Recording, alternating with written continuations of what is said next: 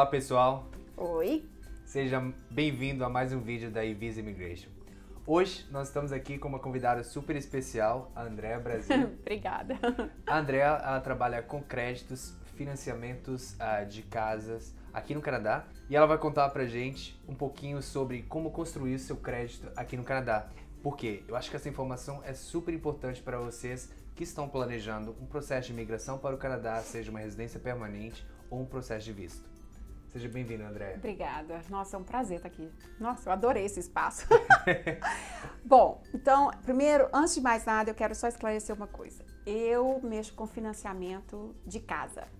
Eu recebo muitos e-mails pedindo ajuda para financiar carro. Eu não faço financiamento de carro. Eu não ajudo as pessoas a encontrarem aluguel. Não é a minha área.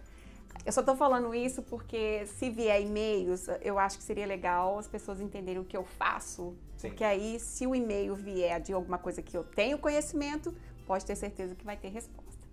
Então, vamos lá. O que eu faço aqui? Aqui no Canadá, essa profissão chama-se Mortgage Broker.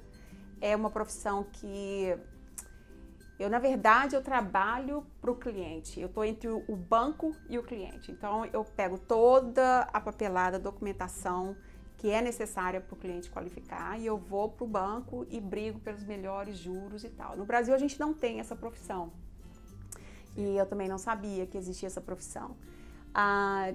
E o interessante é que, como uma mortgage broker licenciada, eu tenho licença com todos os bancos. E por eu ter essa licença, eu tenho como, sabe, é o que a gente chama de shop around. Eu tenho como barganhar, eu tenho como mandar a aplicação para um banco e falar, não, eu não quero isso, eu protejo o cliente em termos de contrato. E, bom, essa é a parte do financiamento que eu trabalho. É uma coisa que me dá muito prazer, eu adoro o que eu faço. Me descobri, não era nada do que eu fazia no Brasil, não tinha menor, assim, nenhum relacionamento. Mas é isso aí, você vem pra cá... Sim, você acaba descobrindo novos talentos. Exatamente, você tem que sacudir a poeira, começar a viver aqui. Exatamente. E grande parte do meu trabalho depende do crédito. Então, só para você ter uma ideia, financiamento de carro. Financiamento de carro atrapalha o crédito? Se você vai querer comprar uma casa logo de cara, não compra carro. Eu sempre falo para meus clientes assim, olha, se você tem intenção de comprar casa nos 2 primeiros anos, você não me compra carro. Compra uma furreca, um carro velho, à vista, só para te levar onde você tiver que ir. Você compra a sua casa, no dia seguinte você vai lá e compra uma Mercedes. Sim. Entendeu? Mas por que exatamente? Por quê? Porque a cada $10 mil de carro financiado, você perde $50 mil na casa que você poderia comprar. Então, por exemplo, se uma pessoa tem um salário de $50 mil e ela qualifica para um apartamento de $250 mil, mas ele tem $10 mil de carro, esses $10 mil vai abaixar o 250 para 200. Entendeu? Então, assim, e as pessoas não sabem disso. Então, principalmente imigrantes, eles chegam aqui, todo mundo escuta uma história. Compra um carro, financia um carro que vai ajudar a fazer o seu crédito. Não, um cartão de crédito ou um financiamento de carro para o sistema de crédito aqui não tem diferença. Cresce do mesmo jeito. Mas é aquela coisa, a gente chega, primeira coisa é comprar um carro, aí entra numa concessionária, a gente paga uns juros muito altos, porque a gente não tem crédito ainda. Sim. E se você esperar, você compra até com juros zero, né? Porque aí você já tem um créditozinho. Sim. Então, assim, é um pouco... Eu acho que as concessionárias, elas aproveitam um pouco dessa falta de informação e realmente atacam os imigrantes com marketing e essa coisa toda. Bom, mas então vamos falar especialmente para as pessoas que estão no Brasil, que têm intenção de vir para o Canadá, para morar, para construir uma vida e tal. Então, quando você chegar aqui, a primeira coisa que você tem que fazer é abrir uma conta, né? Todo mundo abre uma conta bancária aqui. Sim. Se bem que para você abrir uma conta de banco no Canadá, você não precisa necessariamente estar vindo como aplicando para residente. Você pode ser um turista e abrir uma conta aqui. Só o fato de estar aqui você já consegue abrir essa Exatamente, né? Então, assim, tem turistas que vieram aqui no Canadá, tipo, há 5 anos atrás, movimentou a conta aqui e hoje está vindo para migrar, mas já tem esse histórico com essa conta de 5 anos atrás. Então já conta para alguma coisa, né? Entendi. Então, assim, chegou no Canadá, qualquer banco vai abrir uma conta para você. Eu recebo muitas perguntas falando assim, André, qual que é o melhor banco aí? Bom, banco é tudo igual, aqui ou no Brasil. Você não tem banco bom, você tem um amigo que você conhece no banco. É uma instituição financeira.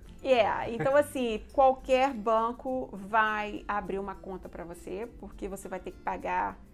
É interessante para o banco, porque você paga, você não vai movimentar essa conta, mas você vai ter uma manutenção. Então é tipo assim, é um investimento que o banco faz, long term, nem que seja $1,95 por mês, mas o banco está ganhando sem fazer esse trabalho nenhum. E daí você soma, né, o número de clientes que esse banco tem, é assim que ele está fazendo dinheiro. Exatamente. Então, assim, qualquer. Então, eu recebo muito essa pergunta. As pessoas me perguntam muito. Como é que eu faço para abrir uma conta estando aqui ainda no Brasil? No Canadá, você pode abrir uma conta aqui no Brasil, aqui no Canadá, estando no Brasil. Mas você não pode movimentá-la. Você tem que estar fisicamente no Canadá e ir até o banco para você poder fazer a assinatura do papel. Então, assim, eu não vejo a necessidade de abrir uma conta aqui, estando no Brasil, se você não vai ter como movimentar essa conta, né? Entendi. Então, assim, tem gente que pergunta isso porque eu já quero ir mandando dinheiro para aí e tal, que não sei o quê. Essa conta não pode ter movimentação. Então, assim, não vai ter esse fim. Uma outra pergunta que as pessoas falam assim, eu posso comprar casa estando no Brasil? Até uns 2 anos atrás era possível. Você podia estar no Brasil como investidor e você mandava a transferência direto para o advogado aqui, a documentação era feita entre os advogados. O ano passado essa lei mudou e não se pode mais fazer. A questão de fraude, o governo é super cauteloso com isso. Sim. Então, para você poder comprar uma propriedade aqui, você tem que estar presente. Isso se você precisar de financiamento. Se não tem banco envolvido, você pode estar lá no Brasil, mandar $1 milhão aqui e comprar uma propriedade, tá? Sim. Então, isso é uma regulamentação dos bancos. Mas estando fora do Canadá também, tem uma taxa maior Sim, que você paga, né? Na verdade, também veio, o ano passado nós tivemos, na história do Canadá, bom, o Canadá também só tem 150 anos, né? O Canadá é um baby. Mas na história do Canadá, 2016 foi o ano que a indústria de real estate, né, que é a indústria imobiliária aqui, sofreu mais mudanças. Nunca se teve mais de 2 mudanças por ano. Sim. E o ano passado nós tivemos 7. Então, assim, foi exatamente por causa dessa loucura. Esse investimento asiático entrou aqui, eles compram tudo e aí fica inflacionado o preço e ninguém consegue comprar mais nada. Então, assim, o governo, na verdade, essas medidas foram feitas para poder segurar o preço de mercado de propriedades no Canadá. Então, uma dessas medidas foi exatamente colocar um imposto de 15% sobre o valor do imóvel, entendeu? Se você é um estrangeiro. Então, se você está aqui, mesmo se você morar aqui, mas o seu visto, por exemplo, for de estudante, você tem que pagar esse imposto de 15%. Então, numa casa de $1 milhão, só de imposto é $150 mil. Então, é muita grana. É muita grana. Yeah. Mas essa medida, o governo, na verdade, corrigiu o erro que eles cometeram, porque essa medida entrou em vigor agosto 1º de 2016, o ano passado. E até então, se você estivesse aqui com um visto de trabalho, você comprava com 5% de entrada, entendeu? Hoje também você consegue comprar com 5% de entrada. Porém, quando o governo decretou que se você não fosse PR, você era considerado um estrangeiro, todo mundo que tinha o visto de trabalho caiu nessa porcentagem de 15%. E aí foi foi uma confusão muito grande, porque a média de imóvel é $300 mil. Se você calcular 15% em cima disso, são $45 mil. Então tinha muita gente comprando com 5%, que são $15 mil. Então, assim, os 45 era 3 vezes maior do que a entrada que eles estavam dando. Sim. Então, muita gente perdeu dinheiro porque não conseguiu, não tinha a grana para poder pagar. Aí, quando foi em janeiro desse ano, eles corrigiram essa medida. Então, assim, se você tiver um visto de trabalho, você não paga esses 15%. Porém, existe um visto específico de trabalho. Então, não é, por exemplo, se alguém vem para cá, muito comum, a esposa vem para estudar, e a esposa vem para estudar e o esposo tem o visto de trabalho. Esse visto de trabalho, ele não é elegível para essa isenção. Ele vai ter que pagar os 15%. E não é um imposto, esse imposto não existe em todo lugar. O governo colocou esse imposto em cidades específicas, onde o mercado estava muito quente o ano passado. Então, Toronto, aqui mesmo, se você comprar alguma coisa em Squamish, não tem um imposto. Sim. Se você for para a região de Surrey, se você pegar Abbotsford, Mission, Hope, essas cidades não têm um imposto. Então, assim, eu hoje, que eu já tô menos invocada com esse imposto, eu entendo também como uma estratégia do governo de tentar povoar mais essas áreas, entendeu? Começar a desenvolver mais essa área, porque todo mundo quer vir para Vancouver. E Vancouver já está começando, o tráfico aqui já está pesado, né? Então, assim, no fundo, eu acho que foi uma estratégia de começar a desenvolver outras cidades. Exatamente. Né? Então, como o governo tem que pensar no país, não é uma estratégia ruim. Sim. Mas já melhorou muito para as pessoas que estão aqui com visto de trabalho. Eu sempre falo assim, manda a cópia do visto que eu mando para o banco para ver se qualifica ou não. Sim. E, pois é, sobre esse imposto é isso que aconteceu e é assim que funciona. E qualquer pessoa que está aqui com visto de trabalho e quiser tirar essa dúvida, é só mandar para a gente por e-mail a cópia do visto. Sim. E a gente checa para eles. Você faz uma análise. Uhum. Ok. André, no último vídeo a gente conversou aí sobre, né, como criar o seu crédito no Canadá. Então a gente já tem boas informações com relação a isso. Agora, e com relação, já tenho um crédito, estou interessado em comprar uma casa, um apartamento. E Tá, legal. vou te procurar. O que eu preciso saber? Como eu me preparo para esse processo? Tá. Bom, todo cliente que vem para mim, no Canadá, você pode comprar com 5% de entrada. Esse é o mínimo que você... Tem uns programas especiais que você compra com menos de 5%, mas 5% é a regra, tá? Então, assim, o mínimo que você tem que ter 5%. Desses 5%, no mínimo 2,5% tem que ser seu. Não pode ser presente de ninguém, não pode vir de cartão de crédito, não pode vir de linha de crédito, tem que ser own resources. Então, você tem que provar que você tem aquele dinheiro por 90 dias. Então, isso é um guideline do banco, isso é uma regra do banco. Então, provavelmente, eles analisam ali qual que é o seu salário mensal, exatamente, o valor que realmente você recebe ali. Exatamente. Então, assim, para o mortgage, é um pouco diferente do Brasil, de como que funciona lá. Mas, na verdade, eu acho que é fantástico como que funciona aqui, porque não é só entrar num banco, sentar, levar o seu contra-cheque e pedir o financiamento. Então, tem várias coisas que envolve dentro desse financiamento de casa. Uma outra coisa, a gente está recebendo pessoas que mandam e-mail para a gente porque eles têm dívida e precisam de um empréstimo. Então, mortgage não é empréstimo de dinheiro. Mortgage, na verdade, é como se fosse uma hipoteca. Tem que existir uma propriedade para esse financiamento ser chamado de mortgage. Então, eu só faço financiamento de propriedade. Então, eu não empresto dinheiro, eu não faço essas outras coisas. Então, o que acontece é que você precisa achar essa propriedade que você quer comprar para então você buscar esse mortgage. Funciona diferente, funciona assim. Bom, deixa eu explicar a primeira parte do mortgage, né? Então, o que você precisa saber de mortgage aqui no Canadá? O mortgage tem alguns pontos importantíssimos que as pessoas não têm a menor ideia e simplesmente entra no banco, vai lá, assina o contrato, não tem opção de negociar, não tem condições de fazer nada. Então, a primeira coisa que a gente tem que entender é o tempo de financiamento. Sim.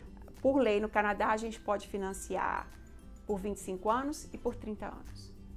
André, eu posso escolher? Não. O que define esse tempo de amortização que a gente chama aqui, esse tempo de financiamento é o seu down payment, a sua entrada.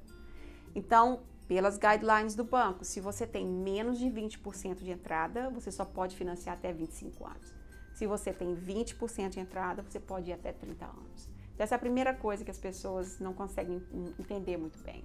Outra coisa com relação aos juros. Você tem a opção de escolher entre juros fixo e juros variável.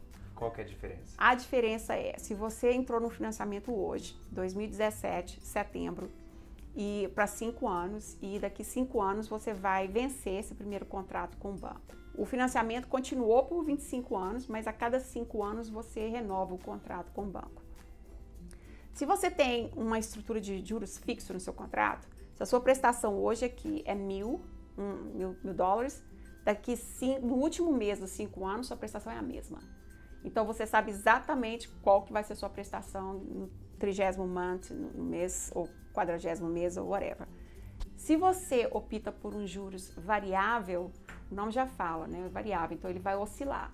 Sim. Ele oscila de acordo com as medidas do governo. Então, assim, esse juros variável não é um juros que cada banco escolhe. Ah, hoje é quinta-feira, eu vou pôr meu juros variável a 3%. Não, é o governo que, como o governo anunciou, esse ano a gente teve 2 aumentos do juro variável, que já estava congelado há 7 anos e aumentou 0,5%. O povo endoidou. Quando o governo declara ou anuncia que esse juros vai ser aumentado, a sua prestação sobe.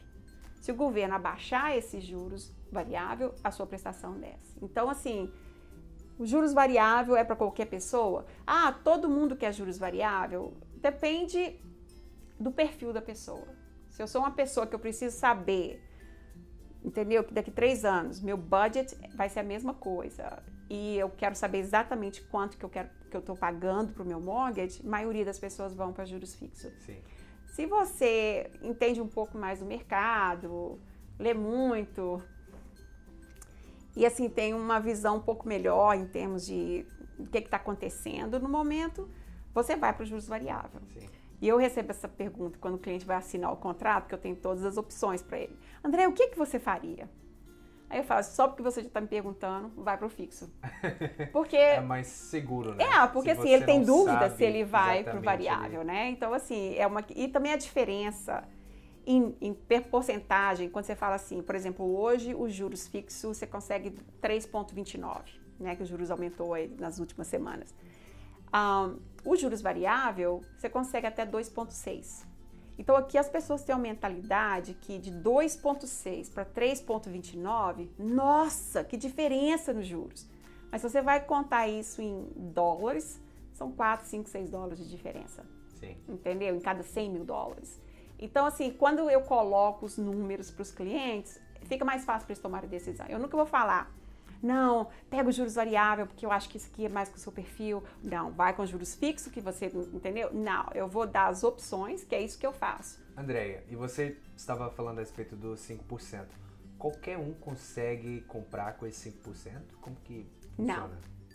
Na verdade, quando você procura um financiamento de casa, você tem ser qualificado em 2 classificações para cada file que a gente coloca no sistema para qualificar para um mortgage. O primeiro que a gente chama de qualified, que seria qualificado.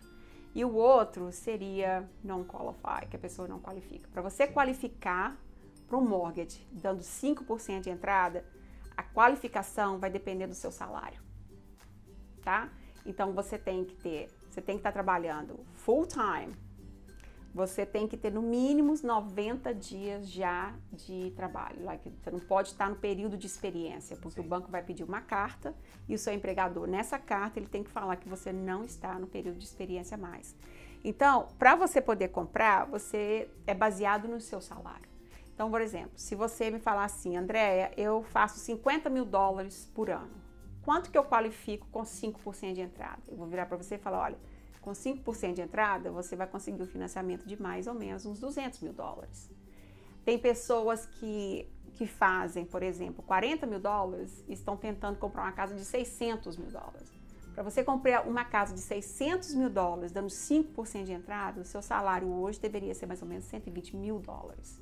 Então, para você poder comprar com 5%, você tem que ter esse salário que vai suportar os 95% do financiamento, né? Sim. Uma outra coisa no Canadá é o que a gente aprova o file usando o nosso sistema. A gente tem que manter todos os compromissos, vamos dizer assim, todas as contas que a pessoa tem que ficar dentro de 44%.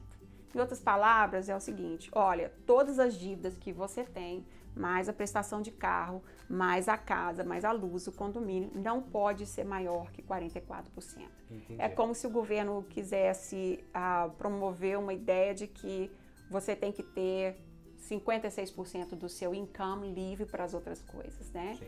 André, e quando você fala a respeito de renda, né, a sua renda total, você está falando a respeito da renda anual. Essa renda, ela tem que ser aqui no Canadá. E pode ser familiar. Então não é renda total individual. Ali da Exatamente. seu cônjuge. Então assim, por exemplo, se você vai usar o seu salário mais o salário da esposa, os dois têm que fazer parte da aplicação. Então os dois têm que ter um bom crédito. Se você pode usar um amigo, você pode usar sua mãe, você pode usar, não tem limite. Você pode ter até 4 pessoas, entendeu? Comprando uma mesma propriedade. Entendi. E essas 4 pessoas, os incomes, os salários vão ser contados juntos, mas aquela coisa. Todos têm que estar com uma ficha legal, o crédito tem que estar beleza, e aí a gente pode usar o income. Com relação ao income, tem uma outra coisa que a gente tem que colocar o seguinte.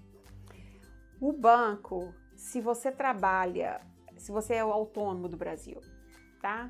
Aí já muda completamente. Porque se você é um funcionário, a gente vai trabalhar com o dinheiro que você faz hoje. Então, se você ganha por hora $15 por hora, a gente vai calcular isso vezes 40 horas e vai calcular vezes 52 semanas. Aí a gente chega no seu salário anual. Você começou a trabalhar 90 dias, a gente usa o seu salário todinho do ano. Mas se você tem um business, ou se você é um autônomo, o banco usa os 2 últimos anos do seu income tax, que no Brasil seria imposto de renda. Então, é o seu líquido do seu imposto de renda. Entendi. Então, se aos 2 anos, se você são os tem 2 uma anos, empresa aí com 1 ano ou menos que isso, essa não. renda não é contabilizada ali Não. como renda. Tem que ter 2 anos. Se você tiver um business, você tem que mostrar um business license, você tem que mostrar que você paga o imposto de GST. Se você for um profissional, você tem que mostrar a sua licença. Se você for um dentista, um médico, uma enfermeira, eles pedem a licença para comprovar que você é um profissional. E se você tem uma companhia que é limitada, uma corporation, a gente pede os artigos de corporation, que aqui a gente chama assim. E a gente sempre está usando os 2 últimos anos. Então, o que acontece? Para todo mundo que está aqui, que é business for self, né, que é self-employed ou autônomo, essas pessoas não declaram tudo que faz. Ou, dependendo do trabalho, eles vão declarar que ganham $200 mil, né, porque teve que emitir nota fiscal e tal, mas aí até o papel higiênico que comprou, eles deduzem como custo. Aí coloca todas as despesas, aí o líquido fica $20 mil. Então, assim, você vê que a empresa faz dinheiro, mas como declarou todas as despesas, o líquido é muito baixo. Aí o banco vai usar os 20. E a média dos 2 últimos anos. Uma outra coisa que acontece muito também, no primeiro ano, geralmente, a pessoa não faz muita grana. Então, o balance é baixo. No segundo ano, o business bombou. Aí, vamos supor que no primeiro ano você fez 20 mil durante o ano todo, e no segundo ano você fez 100 mil. O banco vai usar a média. Então, aí vai considerar $60 mil. 20 mais 100, 120, a média é 60. Então, isso é muito importante para a pessoa que tem business e que quer comprar casa. Tem que declarar o income, entendeu? O income legal vai depender de quanto que ele quer comprar a casa. Se for uma casa de $500 mil, ele tem que mostrar pelo menos $80 mil de income. Para a gente poder usar isso. Entendi. Yeah. Bom, eu queria que você contasse também para as pessoas que estão assistindo esse vídeo a respeito de algum programa específico para aquelas pessoas que estão aqui já como residentes permanentes, acabaram de chegar, ou até mesmo com visto temporário. Tem algum programa específico para você comprar sua primeira casa aqui no Canadá? Tem. Então, assim, tudo que a gente falou até agora são para as pessoas que qualificam por causa do salário que elas têm, né? Sim. Então, são pessoas que têm crédito, são pessoas que têm já mais de 90 dias de emprego, é o que a gente chama de qualified borrowers, que seria pessoas que qualificam dentro das guidelines do banco. Aí o governo tem vários programas para New to Canada, que são os imigrantes. Então você pode comprar com 35% de entrada. Não precisamos de salário, não precisamos de mais nada. É 35% e that's it. O ano passado, muitos bancos ofereciam esses programas. Com a mudança que a gente teve, já está mais limitado. Mas o programa ainda existe. Quem usa esse programa, geralmente são as pessoas que estão aqui com PR, que ainda estão estudando, mas não estão trabalhando, não tem renda canadense para mostrar, isso é uma outra coisa. Eu tenho clientes que chegam aqui, que já são PR, que são médicos, advogados, dentistas. Se você vai olhar o imposto de renda do Brasil, eles têm casa de aluguel, eles têm rendimento de... Nada disso, nada desse rendimento o banco aqui vai considerar para poder fazer esse financiamento. Seu crédito aqui. É o income que você ganha no Canadá, que você paga taxa no Canadá. Entendi. Então, assim, eu tenho, às vezes, médicos que fazem 300 mil reais por ano, tá lá no imposto de renda. Não, eu tô aqui, todo mês eu faço as transferências de 10, 15 mil, o banco não vai olhar isso? Não é que o banco não vai olhar, o banco não pode aceitar. Então, assim, para ser considerado, para a gente poder usar o rendimento, tem que ser rendimento que foi earned, que foi ganho aqui no Canadá e pago o imposto no Canadá. Também tem aquela situação de pessoas que declaram no Canadá, no imposto de renda do Canadá, o quanto que recebe no Brasil. O fato só de estar declarando não quer dizer que você está pagando imposto. Então, o banco não pode usar aquilo. Mas é isso. Então, assim, é uma dúvida muito grande que todo mundo tem. Não, porque eu tenho condições de pagar uma prestação aí de 3, 4 mil dólares. Eu sei que você tem, mas eu não tenho como estar usando isso, né? Então, é isso. Então, a gente tem essa opção com 35% de entrada. Você não precisa ter crédito, você não precisa ter emprego, vamos dizer assim. E a gente conseguindo provar o source, de onde que esse dinheiro está vindo, que não seja de droga, que não seja, tem que ser um dinheiro legal, sim, você pode comprar. E você pega os mesmos juros que qualquer outra pessoa aqui pegaria com 5% de entrada. Eu sou estudante, eu posso comprar aqui no Canadá? Pode. Um estudante pode financiar, o banco financia até 50% para o estudante. Então, o estudante, da mesma situação, ele não precisa ter crédito, ele não precisa ter trabalho, ele precisa ser maior de 19 anos e ter os 50% de entrada. Turista. Andréia, eu sou um turista, quero investir aí no Brasil, no Canadá, como que eu faço? 50% de entrada. Ele chega aqui na segunda, assina os papéis na terça e volta para o Brasil na quarta, entendeu? Mas ele tem que ter os 50% de entrada. Então, assim, existem essas opções.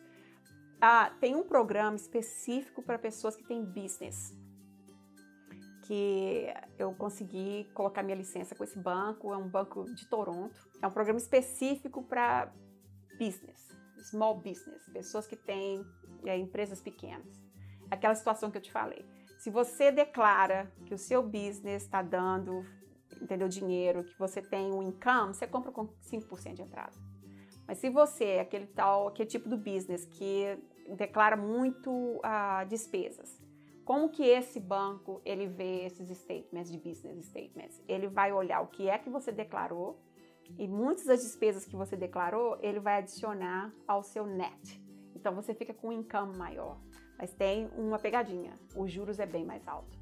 Então, se o banco te oferece, por exemplo, um juros normal de 3,29, os juros desse banco hoje é 5,04.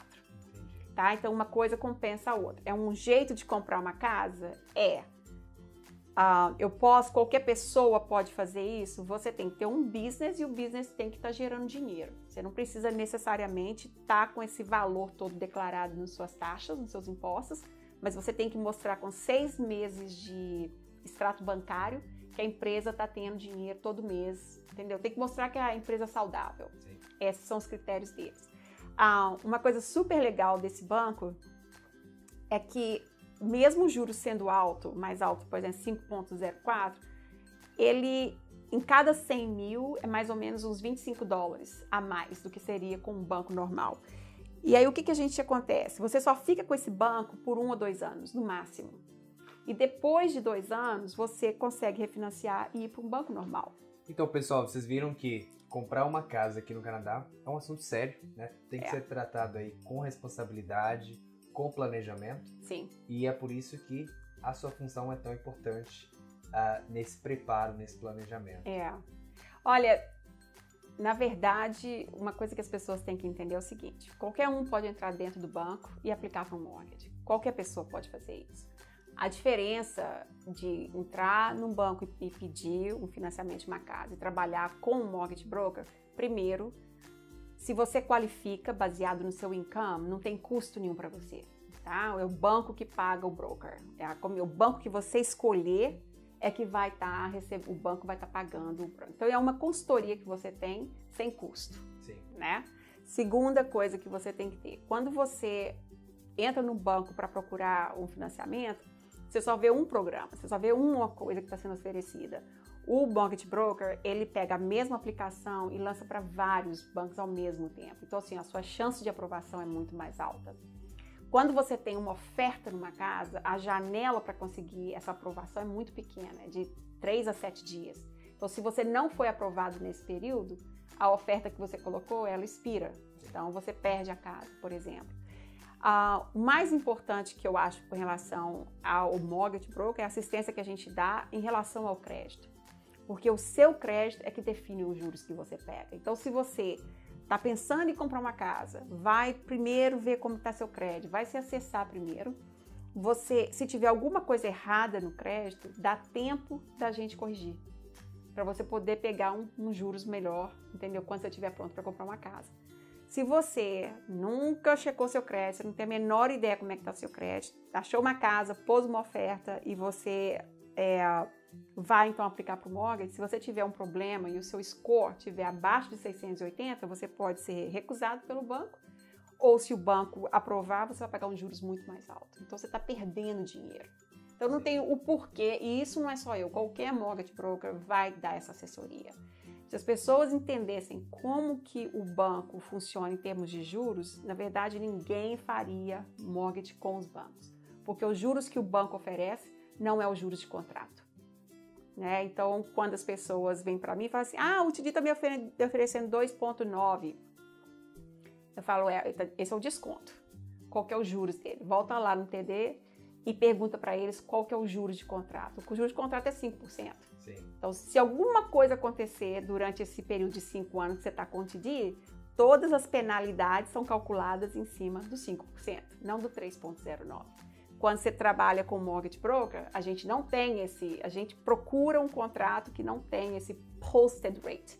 Que o posted rate, na verdade, é que a grande diferença quando você muda de um banco para o outro. Pra você ter uma ideia, se você tiver um mortgage de $500 mil e com posted rate 5%, depois de 3 anos você resolveu vender o imóvel, você vai ter que quebrar o contrato porque você quer vender. A penalidade pode chegar a $40 mil. É um valor muito alto. Muito alto. Mas porque você não entende contrato, você foi lá, só assinou, você não entende qual que é a diferença no contrato, se o juros é fixo, se o juros é variável, como é que isso vai empacar, como é que isso vai refletir na minha penalidade. Se você está com um mortgage broker, a gente tem como calcular, bom, primeiro que não vai ter o posted rate, e a gente olha, os juros de contrato é os juros da penalidade. Sim. Se no terceiro ano o mesmo contrato com o mesmo mortgage, $500 mil com os bancos, a penalidade seria $40 mil, com um lender, que são esses bancos wholesale que a gente chama, a penalidade seria tipo $7 mil. Então a diferença é gritante. Só por causa do posted rate, ninguém devia fazer mortgage com o banco, começando por aí. Essa é a minha opinião pessoal. Então tá bem, obrigado por todas essas informações. A gente fica feliz de estar compartilhando isso com os nossos clientes que estão assistindo esse vídeo. E a gente vai colocar o seu e-mail de contato logo aqui embaixo, para que as pessoas possam entrar em contato com você e solicitar aí uma análise de perfil, né, um planejamento para daqui a algum tempo. É exatamente isso que eu faço. Os meus clientes, a minha estrutura de business é baseada em relacionamento.